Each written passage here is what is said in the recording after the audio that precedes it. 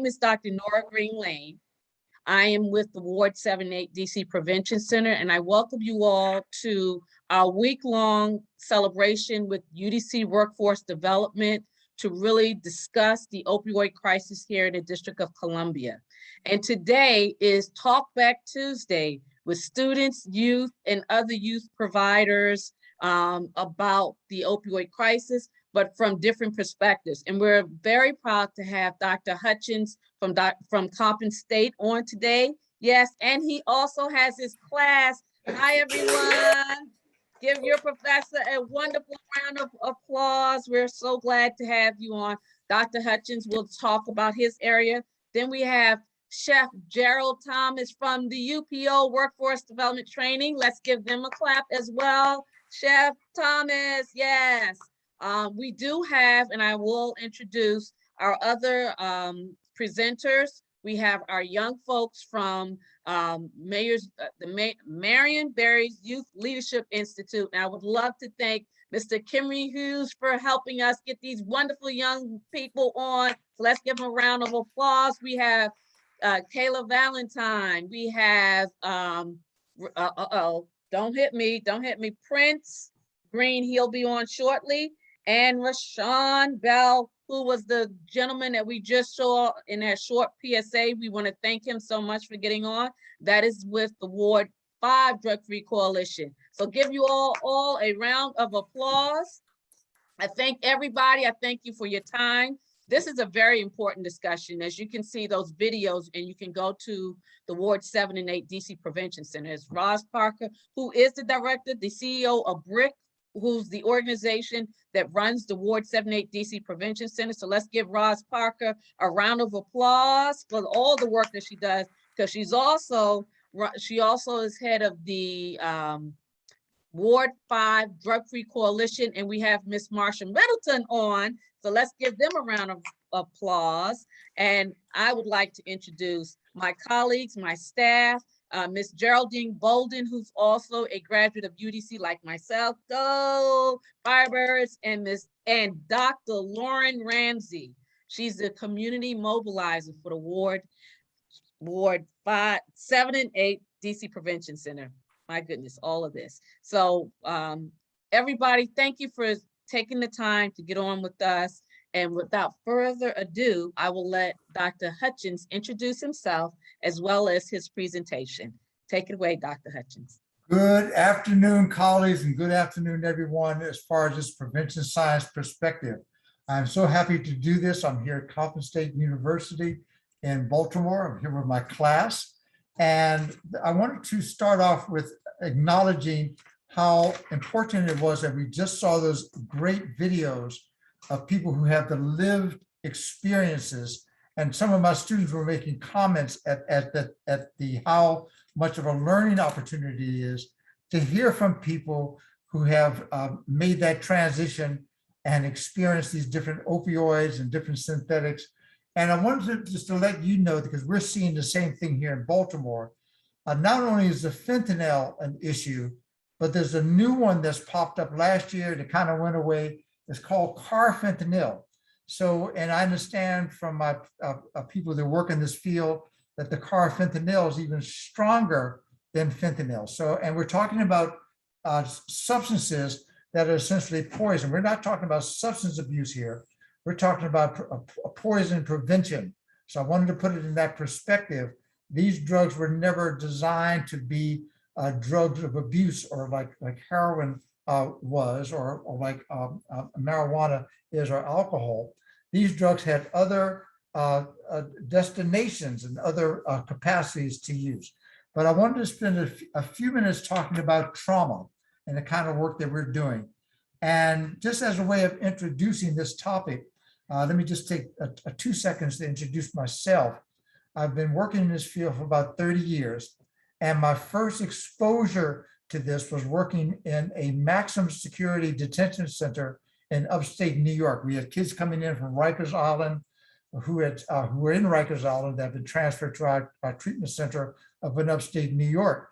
And what I noticed about them, aside from their substance abuse, is that all of them had had extreme trauma exposures.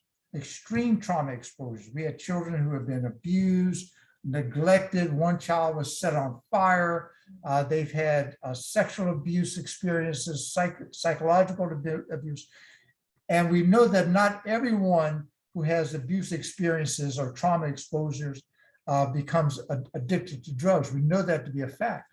But in some of our cases, we've seen that. And that's been the area of my focus for the past 30 years, is looking to the extent to which trauma explains it. And what undoes trauma, it's almost like Carter G. Woodson, I'm channeling him right now, the miseducation, is the miseducation piece, isn't it? So if trauma has been put there psychologically, then we can remove it by certain treatments, some counseling interventions that we utilize here. And I'll talk about my work doing that in a second or so. But the approach that we use is called the biopsychosocial perspective on understanding theoretically what must be going on. So the biological part are things that could be genetic or epigenetic type of activities. It could be physiological, it could be hormonal, how our endocrine system responds to different levels of stress. And we know that the stress and the stress hormones interact in a way to tell the body to make a reaction or not. So many of the people that we work with are under chronic stress, not only from the crime that may be going on, but we have a significant number of people who are having what is called food insecurities, not being exactly sure where the next meal is coming from or how. And we work with a lot of children that don't know how to prepare meals. So the idea of not having access to food and not knowing to do with the food, if one does have access, is one of the areas of our biological concern. Some of the things that we're seeing without question are early stage malnutrition. We're not seeing rickets and things of that sort or other diseases sort of associated with malnutrition, scurvy and things of that sort. We're not seeing that, but we're seeing some of the precursors to some of that. And we're starting to see an increase in diabetes, for example. And we know that some forms of diabetes are literally caused by poor nutrition. So we're starting to see some aspects of the forefront of those. And then from that biological perspective, I'll take each one. We're also seeing that a move towards self-medication. I think about a client I had who has sickle cell disease. He was like 13 years old, and he felt that he was in chronic pain. And when these pain episodes hit, his way of dealing with that was through the opioids. Now, to the point which was made, one of my students brought this up as well. He didn't think he was taking the opioids. He thought he was smoking the weed, but the weed had been laced with the opioid. Now, have we seen this before? Yes, we've seen this before, maybe about almost 15, 20 years ago, when the weed was being laced with the formaldehyde, with the embalming fluid. And in fact, they called them dippers. I love both. They went by different names. So people were taking ordinary weed and dipping it in embalming fluid, letting it dry, and then smoking it. And so we've seen always that weed has been one of the vehicles to do that and has biological effect. The social part of this, the best news about this is that job development, job readiness, job participation seems to be the biggest deterrent to participating in opioid abuse. And we're saying that because we know that part of this is that the level of responsibility that one must have in order to work is required, and also the possibility of drug testing on the job is always a possibility there. So that's kind of the good news from this social part. The psychological part we understand based on the value. How does this learn to become a value? And I gave my students this example. When you think about children, you think about children in the 3rd grade, and you ask them, well, what do you want to be when you grow up? What are your goals and dreams? No child says, well, my goal in life is to be a crack addict, or my goal in life is to be homeless, or something like that. Substance abuse is not something that people aspire towards. We're not motivated to be disabled. No one is organized to be in that situation. And we have this serious issue that we've only used incarceration to try to solve, and we cannot incarcerate our way out of this problem. We can't do it. The only science that says, the scientists are saying that we must use prevention and prevention science and interventions and counseling techniques and educational techniques to try to get people not to even start down this road in the first place, because it's a very slippery slope. Again, I've worked years of doing this. I've never worked with anyone who desired to become addicted. It wasn't their goal when they started. No one says, I want to become addicted, but it's a very subtle change which has those biological, psychological aspects associated with it. And that comes back to trauma. So right now we're doing some work in the district, working with people who are coming out of long-term incarceration, do some work with them. And all of them have reported some level of trauma exposure, either before they went into jail, but definitely trauma exposure upon being in jails or prisons. In other words, the whole traumatic exposures that are there are the ones that need treating. So a cognitive behavioral therapy approach to the treatment of trauma is pretty important part of what we do. So that's one. And the other thing, just want to make a quick note about the opioid epidemic that's happening right now. There are places here in Baltimore City where the selling of pills is so endemic, and these pills are selling on the street for $1 a pill, cheaper than you can buy water, cheaper than water. So those are some of my opening comments. I'll turn it over to my colleagues now for some further comments before we start taking questions. Thank you so much, Dr. Hutchins, for really laying that out and also giving us what's going on in Baltimore, because we're literally sister cities, right? Absolutely. And so it can mirror what's going on, and we share the same area in terms of travel, 95 to 95. So it's not that difficult to get between the two places and spaces in a short amount of time. Absolutely. And to be able to have very similar in terms of an urban environment, and the geographic and demographic is very similar, although there are some not so similarities, but we're looking at population level. So I appreciate what you just shared, and I really, the trauma, that was alluded to in the video that we saw, as well as those individuals were sharing their stories related back to trauma that they had endured, and a sense of well-being that the opioids play in their lives. So I wanted to really commend that. You really made that very clear as well. I don't have any question, but I will open it up now for anyone who would like to ask Dr. Hutchins questions. And if you wanted to elaborate a little bit more, I'm okay as well, Dr. Hutchins. Now, and also let me just add, if I have a second, if you don't mind, the exposure to trauma is nothing new for us.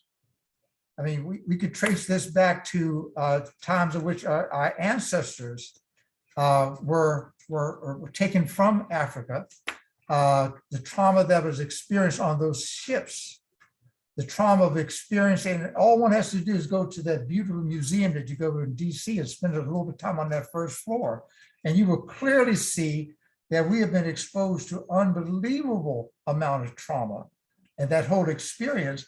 And then I was asking my students, so the people who survived that, what did they tell their children? What did they end up telling their grandchildren about that? How to, and so not only have we been exposed to trauma, but many of us have survived trauma, and we have thrived through it. So I don't want to present it as an all or none, like you get trauma and then it's like getting COVID or something like that, and you get over it. No, we don't want to get over these things. We want to embrace what we've thrived, what we've survived through, what we thrive to, and what we can become. Thank you. And that's a different way of looking at what we're dealing with. And I appreciate that. Absolutely. Any questions for Dr. Hutchins? So Dr. Hutchins, when it comes to opioids, we as human beings have opioid receptors. So we're kind of prone to want the opioids anyway. Absolutely. And it's a natural product in our environment, right? Yeah, absolutely. And humans have used opioids for thousands of years. They're on the hieroglyphs in Egypt. So we know that it is there. We have knowledge of that. It's the level of abuse, I believe, and the damage that it does as a collective within individuals, in communities, in families. And it's not just the opioids in general, but substance use disorders. One of the things that we did talk about yesterday was the treatment and how the racialization of recovery and all of those things have actually harmed us over time, because we don't get the benefit of how to treat individuals in those places and spaces. And it wasn't until opioids became a national crisis that everybody's began to think about it differently in terms of treatment. But I believe people of color are still experiencing that harm.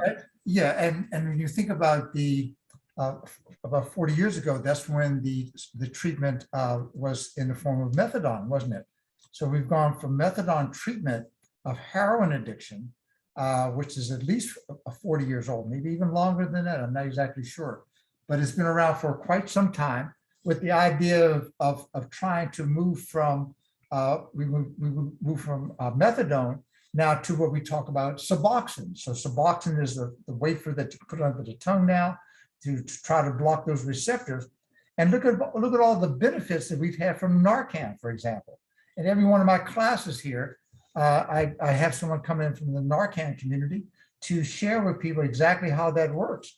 And I mean, the data on that is staggering, the amount of overdoses and deaths that are prevented as a result of Narcan. So those types of treatments and interventions do in fact work.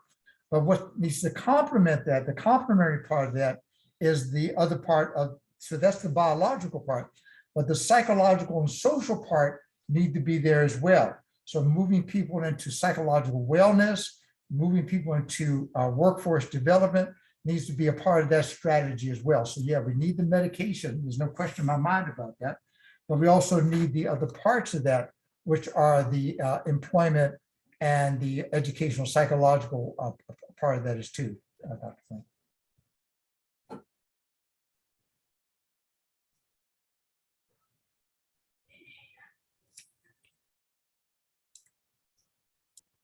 Thank you, Dr. Hutchins. I really appreciate that. I'm sorry, I was just a little distracted. I would like, Right. If anyone else has any other questions, Right. I will proceed forward with our good friend, he's Chef Gerald Thomas from the UPO. And the reason that we have UPO on is that we wanted to be sure that this presentation is with the workforce development. And we understand a lot of times young folks and employment and understanding the changes that are happening in laws around marijuana use and so forth, but really explaining to our young folks and really knowledgeable about what kind of workforce development other university settings can support our young people. And so we really wanted to make sure that there is an understanding between opportunities for young folks and adults to expand, but also some of the things that our workforce training programs provide in support of an understanding of what employment requirements are in this new world, essentially. So I will let Mr. Chef Thomas share his screen if you would like. He has a wonderful PowerPoint presentation. If he wants to do it, that's up to him, or he can talk about UPO and their workforce training, and I'll proceed from there. But thank you, Chef Thomas, for getting on. Good evening all. I don't need the PowerPoint. It's probably long-winded, probably about 15 minutes or whatever. So, Dr. Hutchins, you raised some great points about this pandemic actually out here. Can everybody hear me? Yes. Okay. About this opiate pandemic out here that we're fighting to curtail, handle, just figure out. You know, there's so many variables with it, generational, trauma, hopelessness, abuse, all kinds of things. Peer pressure, that's a great lead. But you know, UPO, United Planning Organization, is our mission is uniting people with opportunities. And what we do, we train people in different skill settings, training programs that we have about 10 training programs.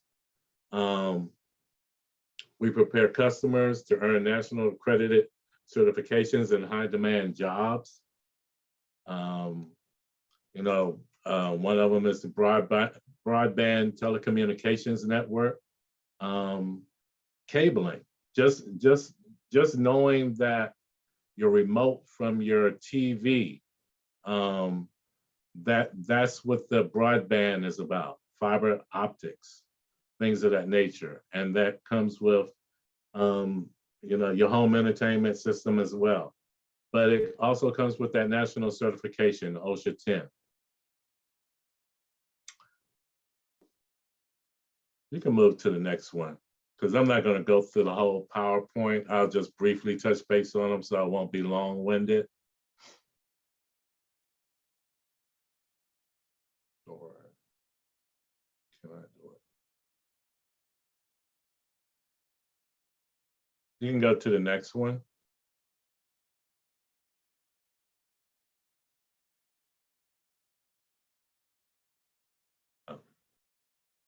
Yes, the building maintenance. Hands-on training on common drywall, troubleshooting and repair, plumbing troubleshooting and repair, effectively correcting finish carpentry issues in common building maintenance. Basically, basic wall and floor tile installation and repair, basic weatherization processing, just learning how to maintain a building. Again, students completing this will be eligible for following industry recognized certifications. Again, they will get that OSHA and the NCCER license. Plumbing. This one we've instituted the last 2 years. And again, it provides training in the plumbing trade industry. And just to mention, a lot of these trainings that we have, it not only helps you out in the industry to get paid a living wage, but also helps you in your home. You know, get a person to come in as a plumbing. As soon as they walk in your door, it's already whatever, $24 or $50 an hour once they walk to the premises. Again, this training orientates students to plumbing safety, identifying and using basic hand and power tools used in the plumbing trade. Some math is involved, drawings. So you have to be in tune with all of those things. Measuring copper pipe, carbon steel pipe, and cast iron pipe fittings, and other plumbing fundamentals. And again, this comes with that certification of the OSHA and the NCCER. Electrical technician. Another one out in the industry, but also for the home. Program will introduce students to principles of alternating current, including AC waveform, circuit, inductive reactance, frequency, voltage, transients, capacitive reactance, and other fundamentals. This course provides the gateway to occupations such as electrician apprenticeships, and other electrical occupations such as electric installer or the repair positions. And again, that one comes with that NCCER and OSHA's certification.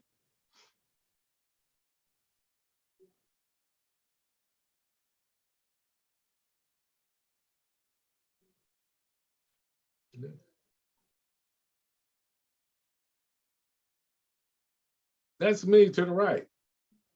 This is my baby, actually, the culinary arts professional.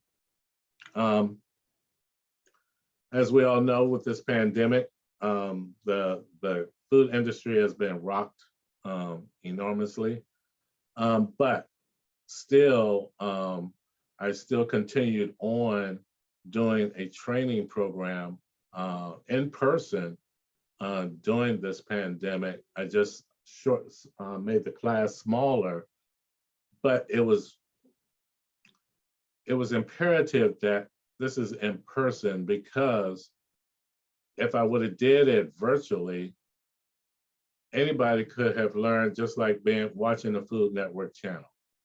And so I'm one of those firm teachers that gets in your face when you do it wrong, because out there they take no prisoners. And so 12 weeks, what I call one-on-one boot camp, constantly learning all the cooking techniques, working on your knife skills, constantly being able to multitask and learn all the staples in a commercial kitchen. And this comes with your license that you can take not only throughout the United States, but if you leave certain countries like to France or Spain, you can take that as long as you register with the Department of Health.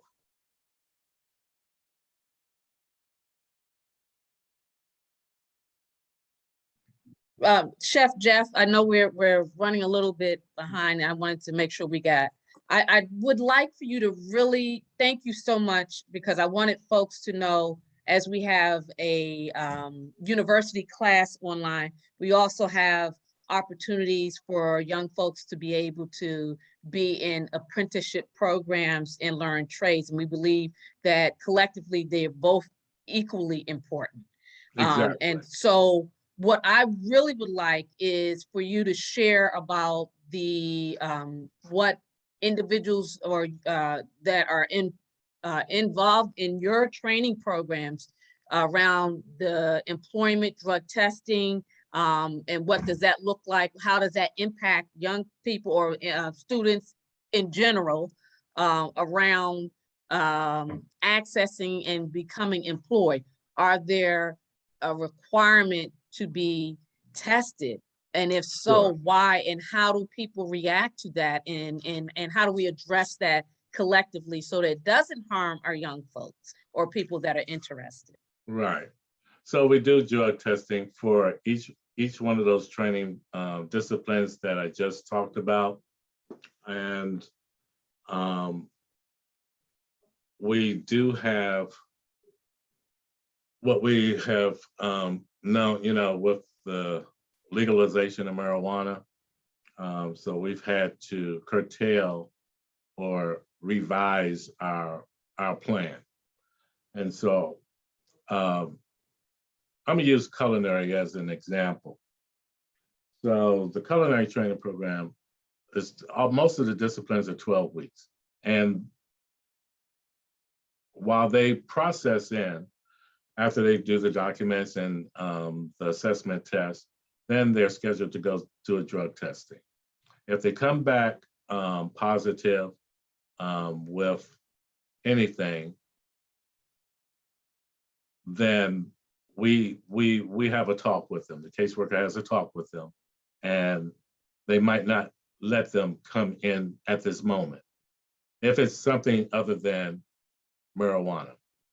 If it's marijuana only, then we do what we call an agreement, whereas the candidate, the student, will go through the training program, and 6 weeks, halfway through, they will go get retested on their own dime. And if they come back negative, that's fine.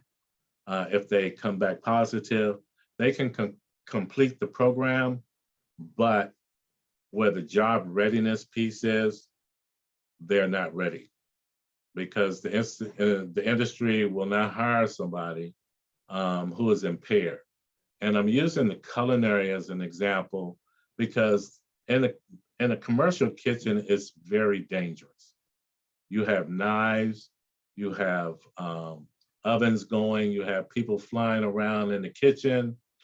And in this day and time in 2021, kitchens have gotten smaller. The square footage, the price between Baltimore and Washington, DC is enormous with the square footage. So they don't have these big luxury kitchens like they used to because of the square footage of paying. So they're making the kitchen smaller, which means that it's more tighter in proximity.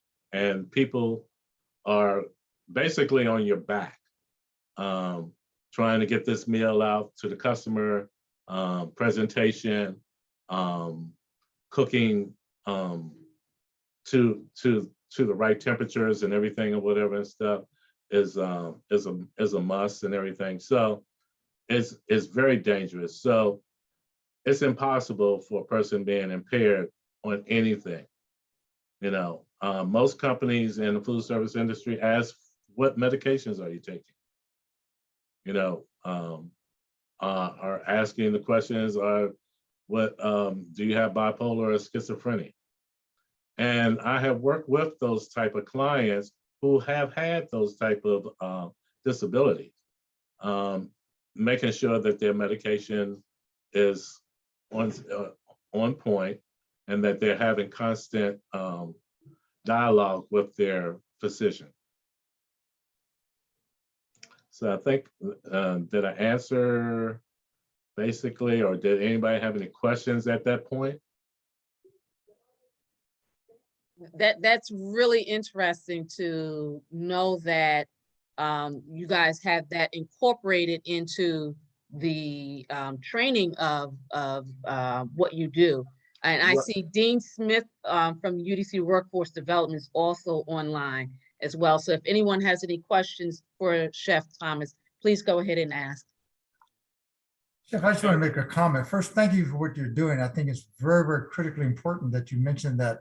And I think that that's part of the issue of the new laws that legalize the marijuana, but the idea of being ready for employment, the idea of thinking that someone could be utilizing that does put them at extreme risk because of the reflexes and things like that. So, and I wanted to know, are you doing any work with the re-entry population regarding issues? Definitely. We do have a re-entry program as well. And I have dealt with re-entry for over 20 years.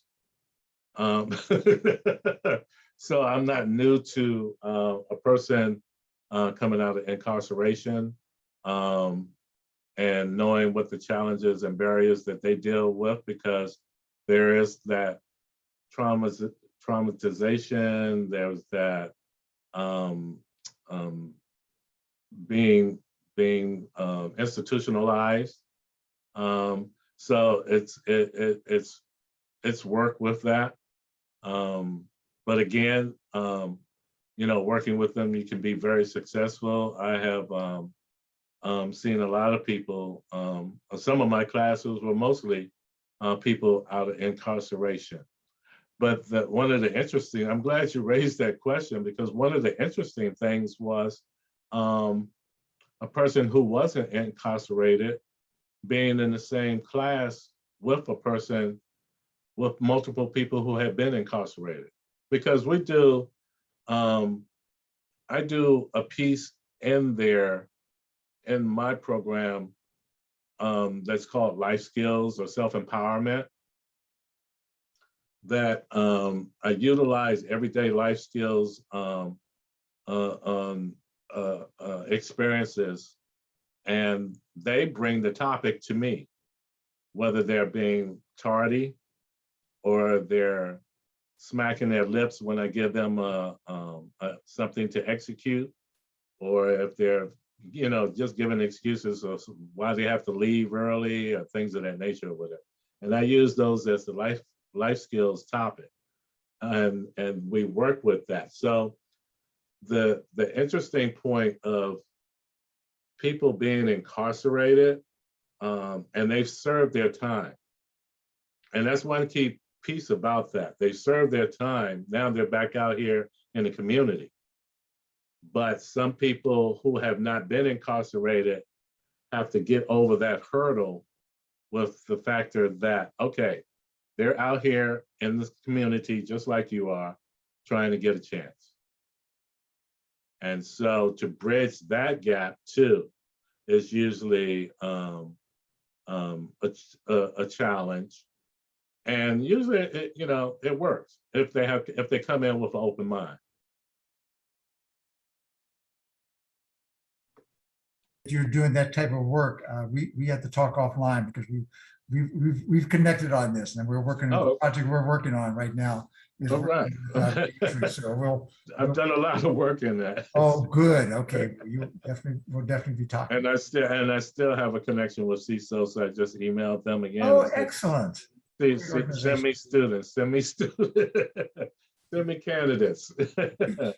Great. So yes, I'm open to having that dialogue. And like I said, I go out and I talk to anybody who will listen to me, because it's about giving a person a chance. I tell them when they get into the class, give yourself a chance. It's all about trying to empower a person and putting in their mind that they are worthy. And that's the thing. Some people have been downtrodden and been beaten down, and even from their family members to a certain degree, to the point where it's that we have to uplift them and empower them.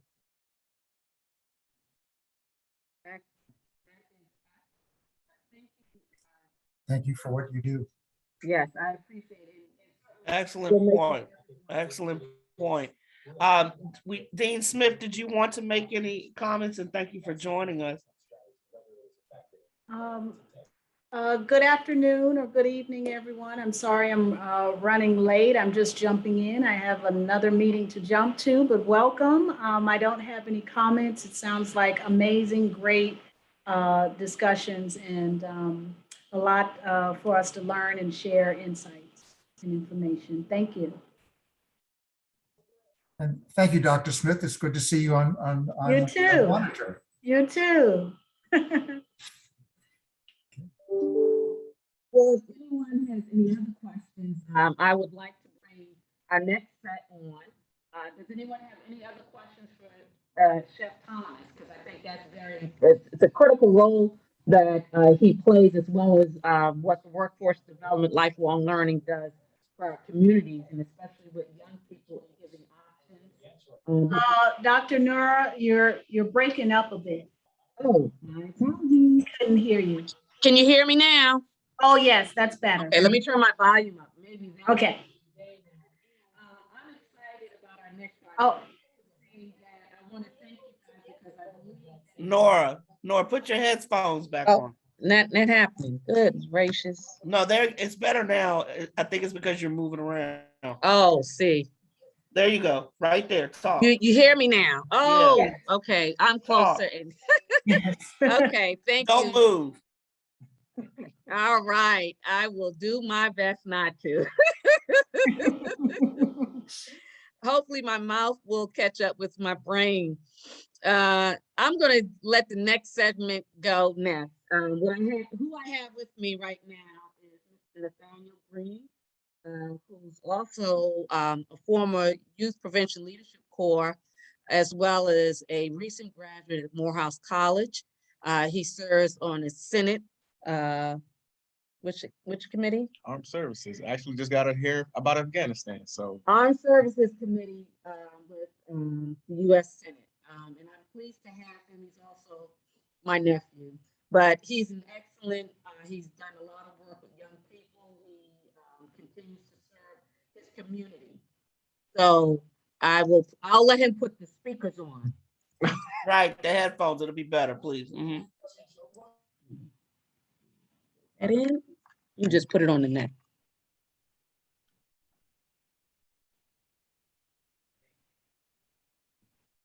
hello. Can everybody hear me? Excellent. Yes, Yes, sir. yes. I haven't worn headphones in so long. I'm used to my AirPods. So I'm gonna introduce themselves. Yes. Okay, so if the young people are on, you can go ahead and introduce yourself and any information you want to relay to the group, and then we're gonna jump into some questions.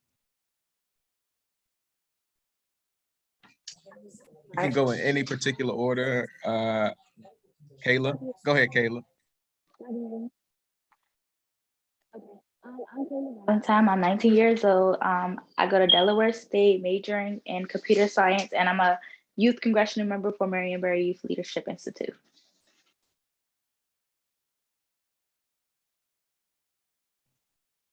Prince. Hi, my name is Prince. I attend Benjamin Banneker Academic High School. I am representing Ward 7 as the Ward 7 youth council member. And thank you for having me today. Rashawn. Hello, my name is Rashawn Bell. I go to Georgetown Day School and I'm with the War 5 Drug Free Coalition. Okay. All right. I just want to say go Hornets and DSU. My first question to you all is, what are the opportunities and challenges youth feel about living a drug-free lifestyle? I know sometimes it can be hard, especially in DC. I'm born and raised, but tell us about some of the challenges and opportunities that presents when trying to live a drug-free lifestyle. Let's start with Rashawn. Okay, well, when it comes to living a drug-free lifestyle, the main difficulties would have to be probably peer pressure, because especially since I'm now starting high school and everything, and when you go to high school, especially when it comes to anxiety meds and all those pills, and when it comes to really opioids that are being passed around to help you study, and then also since vaping has become a really big thing now, that also, but it's really just traversing the peer pressure and trying to, if your friends are doing it, trying to get them off. And it's really a delicate balance of telling your friends to stop and telling them no, but at the same time, making sure you don't do it and making sure you keep a tight bubble of people who don't associate themselves with drugs or anything. Kayla, I see you agreeing. You want to go ahead, jump in? Yeah, I agree. I also feel as though some challenges with living a drug-free lifestyle is you feel left out. Most people feel like they don't fit in with everybody else because everybody else is smoking or everybody else is taking pills, but why I'm not doing it? So it's more of fitting in, trying to be like everybody else, or trying to fit in with the community that you're around. You got anything to add? Yeah, I definitely agree with them. Another challenge might be just being able to accomplish as much. And what I mean by that is there are many drugs that can be used in order to enhance performance or to help you stay focused. And sometimes, especially if you're going to a really competitive school or attending college, keeping that mentality, stay encouraged and keep going and to finish your work, that can be really hard. And a lot of students rely on drugs in order to do that. Living a drug-free life, it eliminates that factor and you just got to run on yourself. And at times that can be a really big challenge. I think you all touch on something important. I do have a scripted question, but I'm gonna jump off script really quickly, and I'm known to do this. What impact has COVID had on this? Because I think, we look at some of the data, and I have the DC Office of Chief Medical Examiner numbers in front of me. However, I'm interested to see the correlation between households that maybe not reported an overdose because they are used to it and they know how to handle it. So what impact has COVID and being locked down in the house had an impact on our youth? And opioids and all the other drugs that, maybe being on lockdown, it's just been easier to access. Let's start with Prince this time. Yes, I definitely do feel as though it has become a lot harder for kids to stay away from it, especially considering that they might be inside of a household that has a lot of it. So I think that made another huge challenge for a lot of kids that might have a challenge with those type of things. Yeah, thank you. Kayla, I saw you almost jump through the screen. Yeah, that was a really good question. So I feel as though during COVID, it was a lot of people felt closed in and they weren't able to actually go out to the outside world. So being closed in and just you're causing so many mental problems with people being closed in and not able to social themselves. So I feel like it has a lot to do with everybody jumping onto drugs and stuff like that just because they're closed into one spot and they're not able to like go out and like relieve themselves. Yeah, on the topic of that, really, I feel like because everybody's been like cooped up at the house, some people have like started to like not go crazy, but they've started to like their mental state has gotten worse. And especially when you're at home, no one's like you don't have to deal with like the outside world looking in on you. It can really seem like sometimes that you can just do whatever you want. And especially I've known some people that have like turned to drugs because they've just been like in their house and they've been going crazy because they didn't have any social interaction. They couldn't talk to people. They couldn't really do anything. And especially if the drugs somehow find a way into your household, especially with the whole like big lockdown where we all couldn't really go out of our houses besides like getting necessities. And I know I didn't really go with my parents to the grocery store during then, but yeah, really, like if it finds its way into your household and you're locked down, sometimes it can be really hard to like get out and step away. Yeah.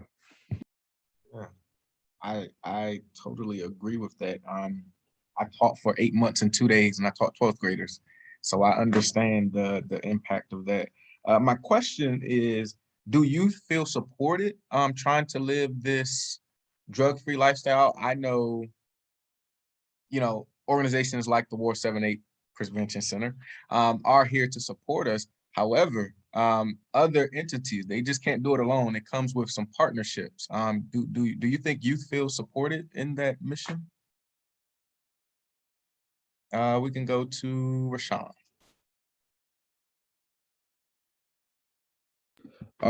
Yeah, I feel like with my family and like with my friend group, I really feel supported and like just like staying away, especially because I know some people that like drugs, like I said, inside their households. But I feel like we've kind of kept it away. And if there's prescriptions, they're in a specified like area, and I know not to use them. It's just like I feel like with my family and like with my group of friends, we really just try and steer clear of drugs and everything. Yeah.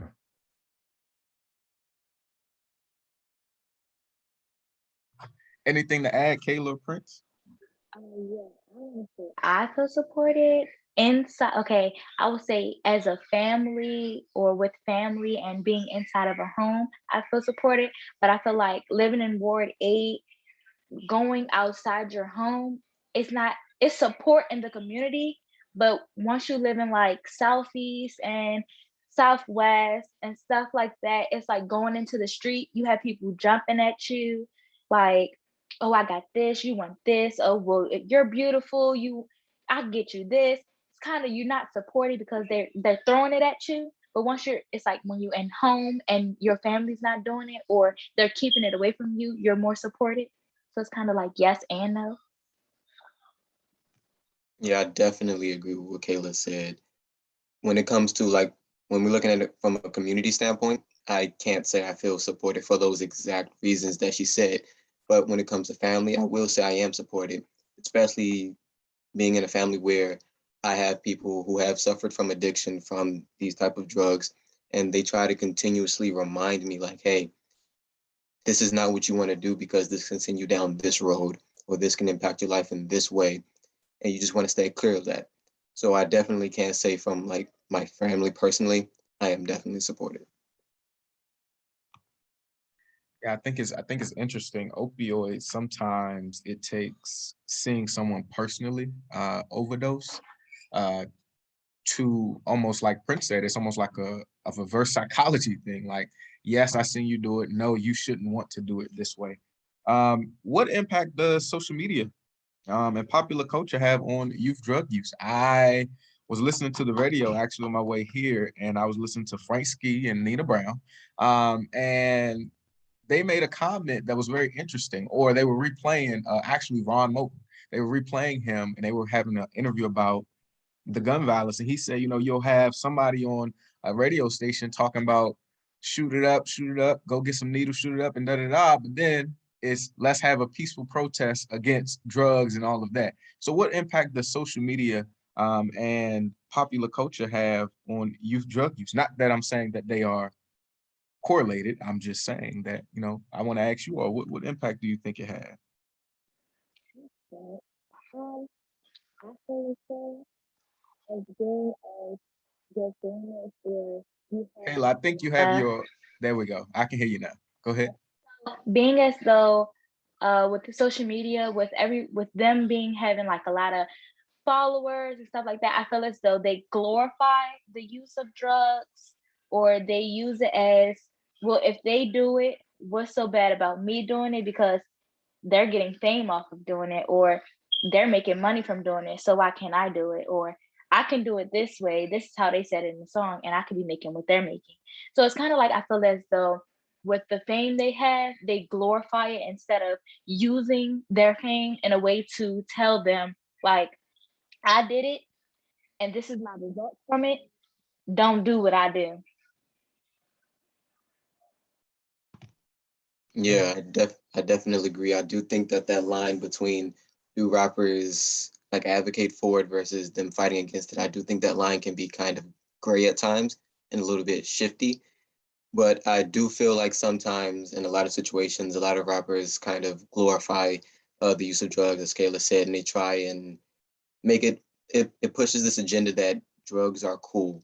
Drugs make you cool. Drugs is what makes you parties be fun. And if you don't do these type of drugs or opioids, then you won't be able to have fun, or you can't be cool. Yeah, and then also with that, they really only talk about like the good effects of drugs, like especially in rap and other, not even, it's not even just rap. People like to group it in with rap, but then there's a bunch of other, there's a few other things like pop where they talk about it, but they never really talk about the downsides.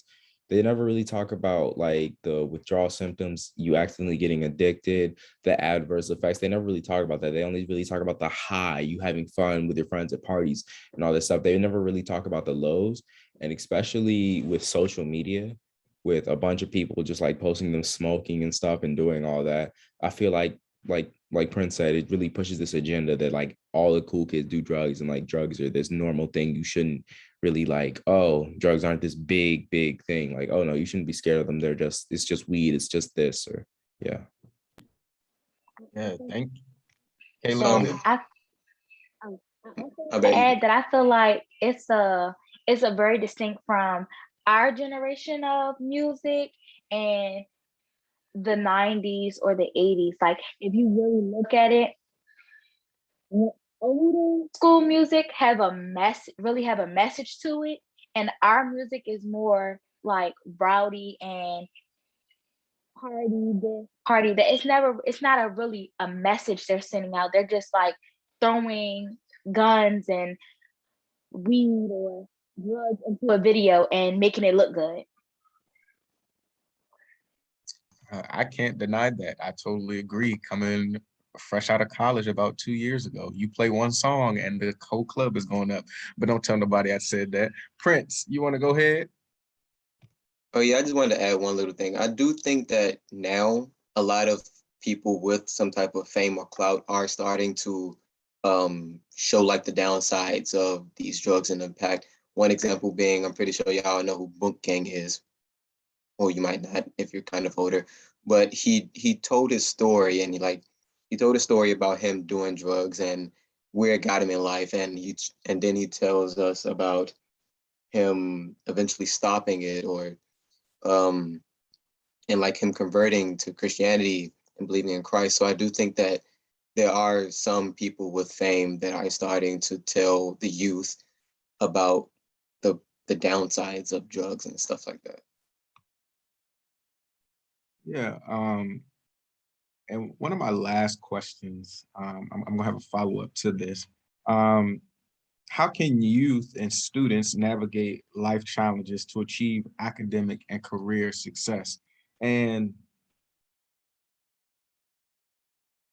I think it's important that we focus on the academic and career success, because I think we forget that there are outcomes, you know, to using opioid and overdose, and for whatever the reason is, there are outcomes and results that come with that. So how can youth and students navigate life challenges to achieve academic and career success like yourselves? I mean, I heard Benjamin Banneker, Georgetown Day, those are not DSU, those are not just no willy-nilly schools.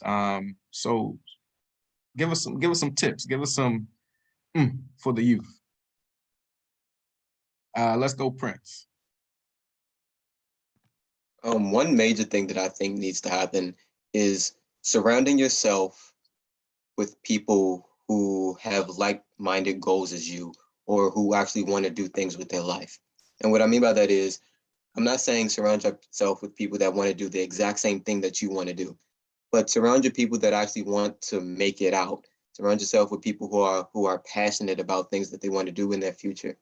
And by doing that, not only do I think it'll create a space where you can talk about things like that and inspire yourself, but it can also lead to possible connections that you will have in the future.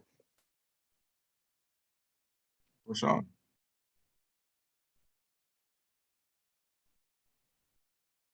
Rashawn. I think you really gotta kind of find a balance, like of having fun and like going out, and like still you shouldn't really like live in fear of like drugs and hide away and stay in your house. So like I feel like you should still have fun, go out, party, like do fun stuff with your friends, but then you always have to remember, if I do this, it will take me down this road and it will mess up my future. And also you really gotta like be aware of who you really talk to, because sometimes even like childhood friends or people that you've known for a little bit of time can like still can be actual really bad influences, and sometimes it's hard to really cut them off, and sometimes you just have to get the people that aren't like advancing, not really you're not using them, but aren't helping you in your journey and actually are hurting you. Sometimes you have to push those people to the curb, not just like be mean, but really you got to get the toxic people and get the people that are abusing drugs and try and get them help. But at the same time, you can't have that be your inner circle, because then they can start rubbing off on you. And worst case scenario, you start abusing, and all these terrible things happen to you. And yeah, I think it's just that good balance of having fun, but also being safe. And Kayla, I'm going to slightly change your question, because you are in college. I don't know if you've been on campus yet because of COVID. Have you? Yeah, I can't hear you. Oh, I There we was go. on campus a couple of weeks ago, and I was on campus last year. Oh, for okay. school.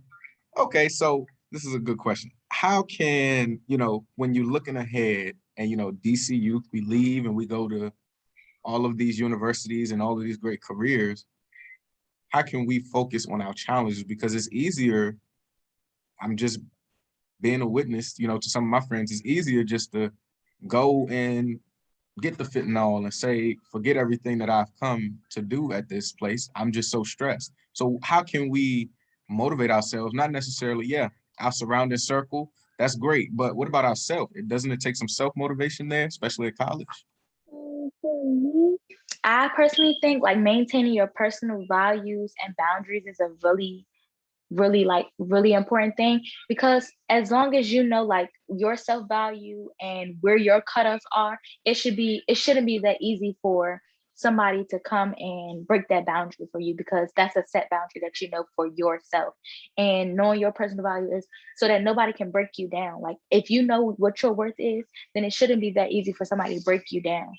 Also think like peer pressure, it's all over college, high school. And with peer pressure in college, it's more of in a joking way. They will use a joke to try to influence you to do things. Use other people's lessons, their mistakes, what they've done, what you've seen them do, and your own mistakes as lessons, just to like, okay, I did this, or I seen my friend do this, or we went partying last week or this weekend and I woke up on Monday for class, but Keisha didn't. That's a lesson, because she missed out on class for Monday, but I made it to class. I need to know if I'm going to go party on a Sunday, party at a great time, that I'm coming back to dorm and I'm going to make it to class in the morning. Wow. I don't have any more questions. I'm sorry, one second. Okay, apparently I'm supposed to, I didn't know, I thought I was the moderator. But just, I mean, all of these, I see myself in all of these, I can't call them young people because we're in the same age bracket. All of my Peers. I'm gonna call y'all friends. Peers. Peers, there we go. All of my peers. And it wasn't an easy journey getting to where I am. It's self-doubt. And I read this quote, and I think it was probably Michael Jordan, and he said, bet on yourself. And I think sometimes when we take positive risk as young people, all of the adults on the call, just close your ears for 2 seconds. When we take positive risks as young people, sometimes from adults, we looked at like we're crazy. Why did you leave college? Why do you do this? Why do you do that? Well, it wasn't working. It was either stay in college and go do this, or leave and protect my peace. So I think sometimes my personal story is sometimes you just got to say no to certain things that you know you can't handle. Fun fact, almost dropped out of Morehouse College. Morehouse is like this esteemed institution that's looked at, but I looked at it as a place of, okay, let me just go and figure out how can I figure out myself. Had a 1.9 GPA, and I was what considered the academic middle in high school, where people really don't care about you because if you don't have a 4.0, if you don't have a 1.9, or I'm sorry, 0.9, if you're in that middle, oh, you're going to get through. So I was a little lost in finding myself. So I see myself in all of these great friends of mine. And actually, if you all ever need any help, ever need any advice, ever need somebody to talk to and be real with, I am here. I'll give my contact information, my personal cell number, because I believe that it's important that we stay connected. And like I said, protect your peace. And at Morehouse, there's our phrase, if anybody that know me know, I got to talk about Morehouse. There's this phrase called as factus as lux, which means, and then there was light. And I think for all of the adults in the room, I think we found out light in these 3 folks and those that are like, this is the light, this is the future. And I think I'm excited. I'm excited to work alongside them in whatever field I see them in. But I thought that you all did a tremendous job. And I'm just going to turn my camera around for a second because I'm presenting from my classroom. And I want to let the young folks know that just talked, that they not only talked with us, but here's my class that they've talked to as well. So I'm going to turn around so that you can see the message of my class members that you talked to.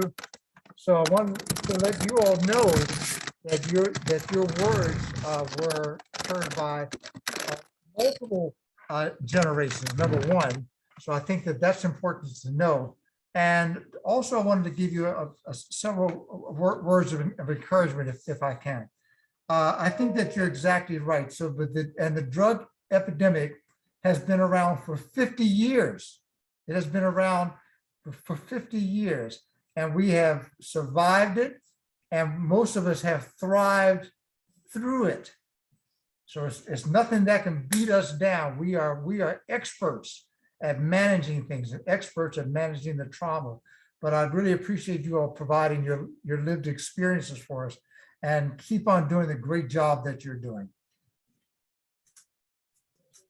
And Dr. Hutchins, I thank you for sharing your students. I don't want to put you on the spot, but if any of them have any comments or questions, they want to come over to your computer and speak to us, we would love to hear them. They do have some comments because they're my students. Please come up and provide some insight regarding this. I don't have any questions, but I just.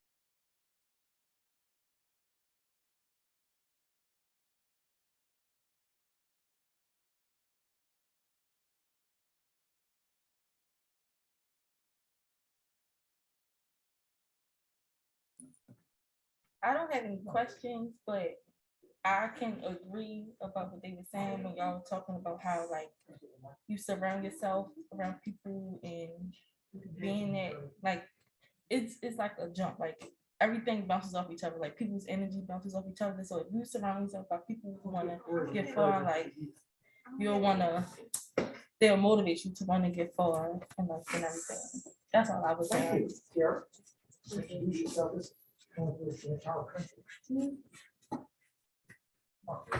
Hi, how y'all doing? My name is Kiera. So basically I just wanted to say like to the young people on here, like don't fall and like don't do anything under peer pressure. Like me myself, like I'm 22, so like even I still face peer pressure, and like every day I just gotta like block it out. So basically, like she was saying, just surround yourself with people that like have good energy and that aren't trying to pressure you into doing anything that you don't want to do.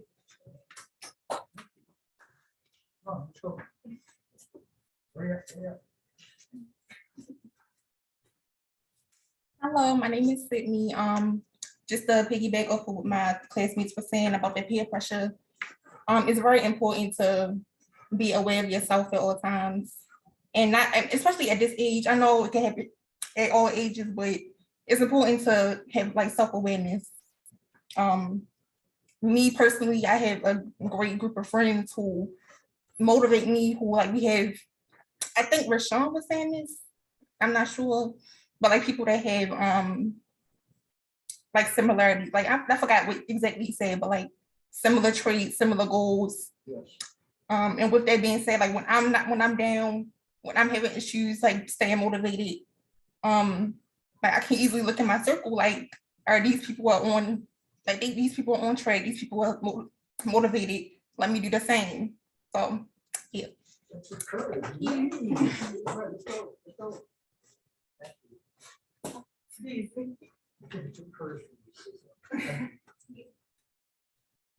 Oh my gosh, I'm not sure.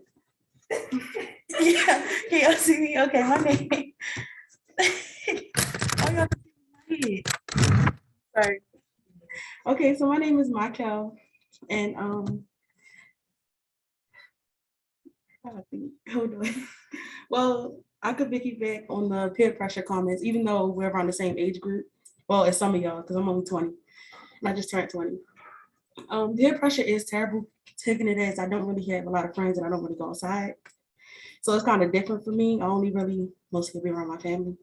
And I can piggyback on the COVID situation because none of us knew what was going to actually happen or how it was going to affect us. We went from living our everyday life to not. It was a big step, a big change, not coming to school, not going outside. It was really a total, something I didn't expect. And it did mess with my mental health as well, because it was something I wasn't used to. I had to adjust to it. So yeah, that's all I can say. And I did it. Thank you. Thank you for sharing. Two more.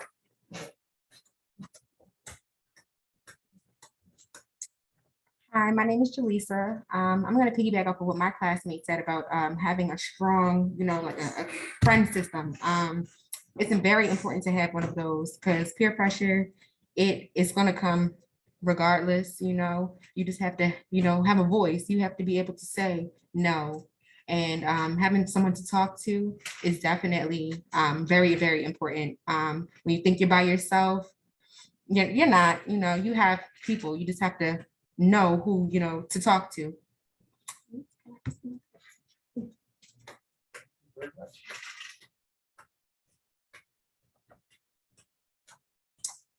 Hello, my name is Demir, and I wanted to piggyback off of what Kayla, I think that's how you say her name, was saying about influences and how basically it's everywhere. You can go outside, it'll be one influence, and then if your family, it'll be another one.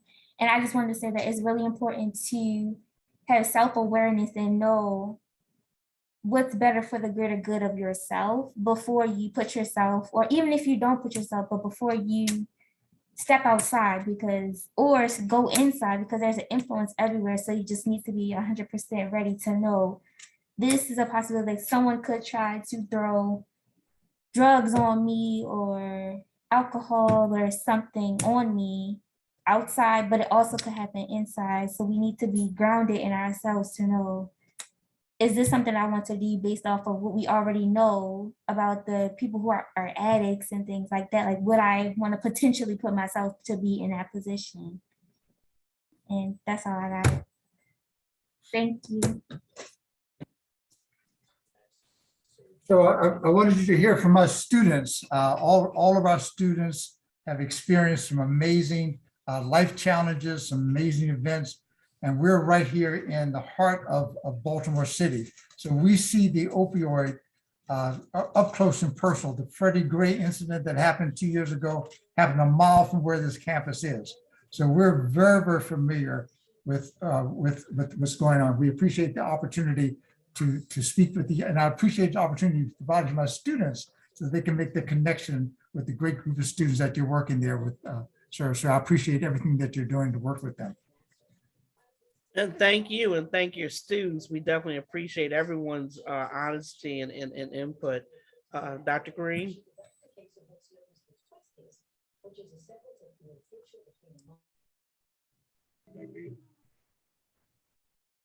Put your headphones on. Rosin.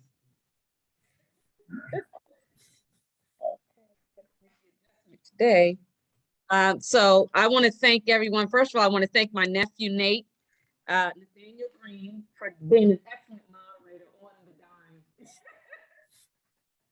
And I really, oh my goodness, you guys. Nor are you going in and out? Can you hear me? Are you plugged in? Yes, I am. It's in. Can you hear me There now? you go. Yeah, yeah. Okay, I guess I need to be like really up on it. Nate is in my spot. Again, Perfect. I just want to say thank you to everyone who logged on. Thank you to Professor Hutchins, Dr. Hutchins, for bringing Coppin State and your wonderful class. I appreciate it. Yes. One last thing. Nate has one thing to One say. thing, one Okay, hold on. There you go. It just dawned on me. And I just want to share this really quickly. So when I was leaving Morehouse, the president of Morehouse, Dr. David A. Thomas, if you haven't Googled him, Google him. Great man. He said you should have three types of friends around you. You should have those that are, what they would consider ahead of you by standards. So that sometimes that you have something to strive for, that you always have somebody mentoring you and keeping you, what I like to call the elders of my friend group. And then you have those that are on the same level as you, or what you would categorize as somebody that you can know that you're in line with everything, not necessarily the same goals. I have a friend who's in the military. I'm not going to nobody's military. However, we're at the same level and we understand each other and we push each other in that way. And then I have a friend in my friend group who don't have it all together, who is, every now and then trying different types of, just so happened that this conversation is about drugs, but had different types of things. But we are also, as a friend group, as a brotherhood, we are helping him and pulling him up. Now he's going to go work and just sign Boeing's one of their second biggest contracts for Boeing, the airplane company. So, you have to have these types of friends around you, not just friends who are always like, oh, come on, let's go. Oh, come on, we got to do better. Okay, but who are you mentoring? Who are you reaching back to help? And who's reaching back to help you? So that's all I got to say, and I'm done.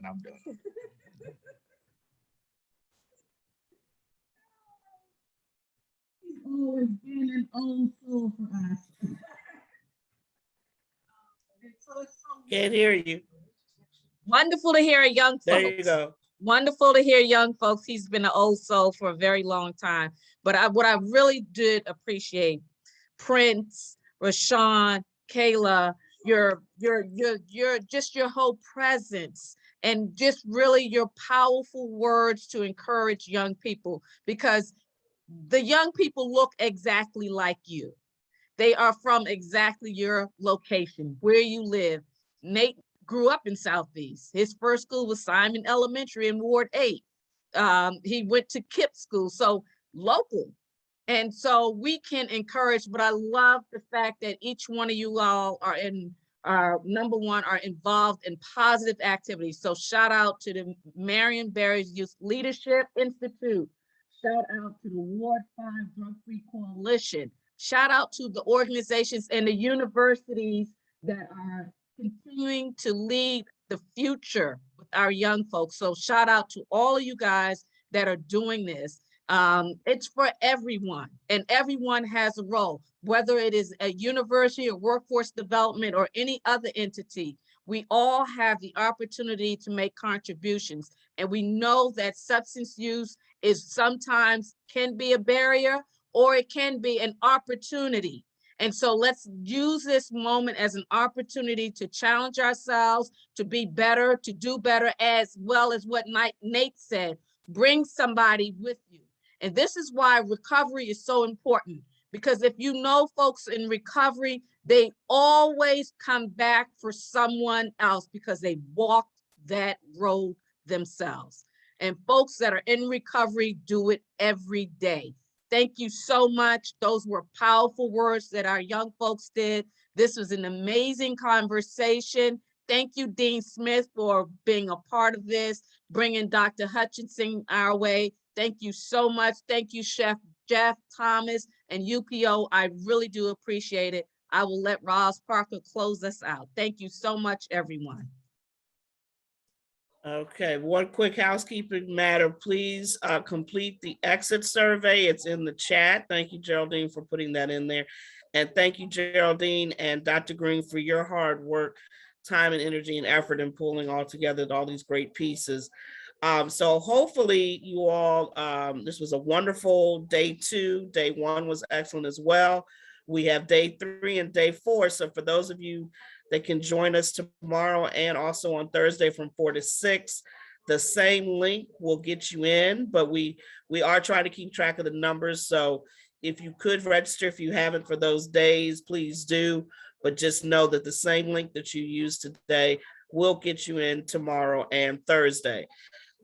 Also from 4 to 6 each day. And we also have a Narcan training. So if you want to be trained in how to administer Narcan, or if you know anyone, and young people, we would love for young people to be trained in this as well, on how to administer the Narcan.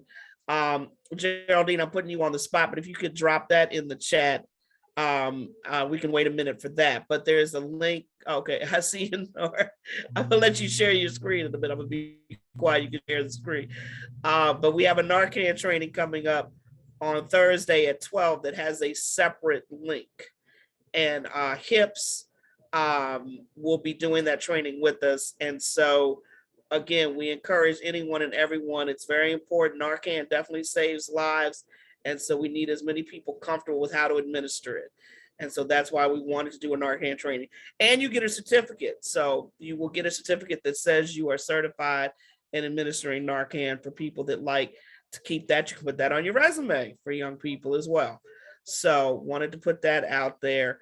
And with that, Dr. Green, I'll hand it back to you so you can show, I don't know if people can see the flyer with the link per se, but if you could drop the link in the chat, perhaps type it in. I know it might take a minute, but we'll hang out. Anybody have any closing remarks, any attendees that want to have any closing remarks or questions? Yeah, I would just like to say, number one, thank you for inviting me to the conference. I mentioned last week to my class that I was invited to present. And I also would just like to acknowledge a colleague there, Dean Smith, Dr. Smith, who's at UDC now. So she's there doing a superb job, and this whole workforce development thing, I think, is really kind of critical. I was really happy that we had an opportunity to hear from the youth. I was really happy that my students have an opportunity to participate in this conference as well. And we look forward to other opportunities to share information regarding the encouragement. But I feel very encouraged as a result of listening to the presentations today. And we see I see nothing but positive movement forward. I'm very optimistic about our ability to overcome this. Thank you. We appreciate your energy and for joining us today. Dr. Hutchins, how long have you been in Compensate? This is start of year 5 for me. Okay. Year 5.